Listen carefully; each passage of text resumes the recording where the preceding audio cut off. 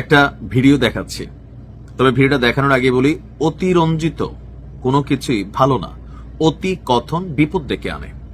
একটা ভিডিও দেখুন, তারপরে বলছি বাকি কথা।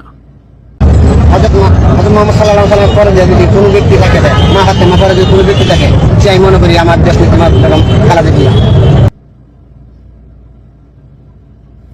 নিশ্চয়ই শুনেছেন, অনেকে নাউজুবিল্লাহ লিখেছেন, অনেকে অনেক রকম কথা বলেছেন যে হযরত মুহাম্মদ সাল্লাল্লাহু আলাইহি সাল্লামের পর যদি সম্মানিত কেউ থাকেন, তিনি বলছিলেন যে মা ফাতেমা রাহমাতুল্লাহ আলাই, এরপরে হচ্ছে মরহুম বেগমা খালেদা জিয়া। এখন এই যে বক্তব্যটা, এইটাকে কেন্দ্র করে আজকে সারা দিন সোশ্যাল মিডিয়াতে খুবই রিঅ্যাকশন হচ্ছে। তবে তিনি কি আসলে বিএনপির কোন ঊর্ধ্বতন নেতা, কোন প্রার্থী? আসলে না, তিনি হচ্ছেন একজন সাধারণ কর্মী। তিনি তার ভাবাবেগের জায়গা থেকে বা অনুভূতির জায়গা থেকে তিনি এই কথাটা বলে দিয়েছেন। তার এই কথা দলীয় কোনো দায়বদ্ধতার মধ্যে আসলে পড়ে না, বাট এটাকে রাজনীতির মাঠে যারা অন্য ঘরানার রাজনীতিবিদরা আছেন তারা বলছেন যে দেখো, ধর্ম খালি আমরাই ব্যবহার করি, এখানে তো ধর্মের ব্যবহার করা হয়েছে। আমার মনে হয় সাম্প্রতিক সময়ে ধর্মকে পুঁজি করে রাজনীতিতে অনেক কিছু হচ্ছে। এখন এই লোকের এই কথায় বিএনপির ভোট নষ্ট হবে নাকি প্লাস হবে? কোথাও না কোথাও একটু তো নষ্ট হবে। যে দেখো, ধর্মকে টার্গেট করে এরা কি করতেছে। যেমনটা জামাতের একজন নেতা গতকালকে বলছিলেন যে জামাত ইসলাম কোথায় বলছে যে বেহেশতের টিকিট পাওয়া যাবে, কিন্তু আসলে তো বলছে। এই যে একটা কথা জামাতের একজন নেতা বলল, আরেকজন প্রকাশ্যে এসে বললেন যে এই ধরনের কোনো কথার প্রমাণ উনি পান নাই। এটাও মানুষের কাছে হাস্যকর যে জামাত দেখো কিভাবে প্রকাশ্যে মিথ্যা কথা বলে। আবার আজকে জনাব তারেক রহমান তিনি বাংলাদেশে যে সাম্প্রতিক সময়ে ভূমিকম্পগুলো হলো সেগুলো নিয়ে আবার একটা বক্তব্য দিচ্ছেন যে এই তাদের শিরকের জন্যই এই দেশে ভূমিকম্প হয়েছে। এটা নিয়েও কিন্তু যথেষ্ট পাল্টাপাল্টি কাউন্টার হচ্ছে।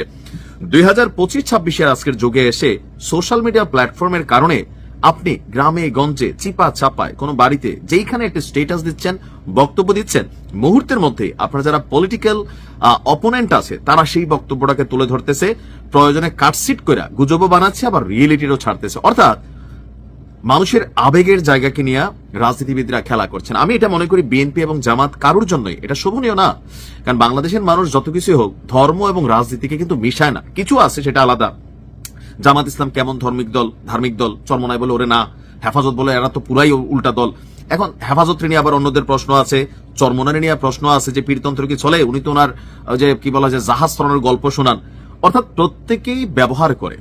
আর এতে হয় কি, আমি আসলে যেই কারণে ভিডিও কন্টেন্টটা করলাম, যে প্রত্যেক দলেরই ধর্মকে নিয়ে পারাবারিক কইরা বা অতিরঞ্জিত কথাবার্তা বলাটা মানুষের কাছে কিন্তু পছন্দনীয় না। কারণ ধর্ম আবেগের বিষয়, অনুভূতির বিষয়। এই জায়গাতে যখনই আপনি কোনো বক্তব্য দিয়ে বসবেন তখনই এটা মুহূর্তের মধ্যে ভাইরাল হবে। জরুরি না এই যে সাধারণ যে ভাই এই কথাটা বলছেন তিনি বিএনপির হয়তো উচ্চ পর্যায়ের, আমার মনে হয় না জেলা বা উপজেলা কমিটিরও কোনো ক্যারেক্টার। ওই যে এই উপস্থাপক তারা 10টা কথা সাক্ষাৎকার নিচ্ছে, কিন্তু এতটুকু অংশ প্যাচ লাগাই না, এটি তিনি ভাইরাল করে দিচ্ছেন। এরকম বহু জায়গাতে এই বিষয়গুলো সামনে আসতেছে। আগামী নির্বাচনে আমার মনে হয় আমাদের যারা রাজনীতিবিদ আছেন তাদের উচিত যে তারা ক্ষমতায় গেলে দুর্নীতি কিভাবে বন্ধ করবেন, চাঁদাবাজি কিভাবে বন্ধ করবেন, রাষ্ট্রকে কিভাবে উন্নত করবেন, মানুষের জীবনযাত্রার নিরাপত্তা কিভাবে আরো পজিটিভ করবেন, এই বিষয়গুলো মানুষের কাছে ফোকাস করানো। একজন আরেকজনের কাউন্টার না করে আপনি কি করবেন আপনারটা আপনি বলতে থাকেন, উনি কি করবে ওনারটা উনি বলতে থাকুক। এখন আপনি দেখেন প্রচারণা বা সোশ্যাল মিডিয়াতে আমরা তর্কযুদ্ধ, মল্লযুদ্ধে লিপ্ত হয়েছি। দিন শেষে অ্যাচিভমেন্ট কি? এউরে গাল্লাইতেছি, হেউরে গাল্লাইতেছি। আসলে কি কোনো পজিটিভ কোনো ইফোর্ট তৈরি হচ্ছে? আমি তো দেখছি না। আমার মনে হয় ধর্ম এবং রাজনীতিকে মিক্স করেন না, আর অতিরঞ্জিত কথাবার্তা বলেন না। এটা প্রত্যেক দলের জন্যই ক্ষতি হচ্ছে। যদি আপনারা বুঝতে পারেন বুঝছেন, আর না বুঝলে তো কিছু করার নাই। ভালো থাকুন।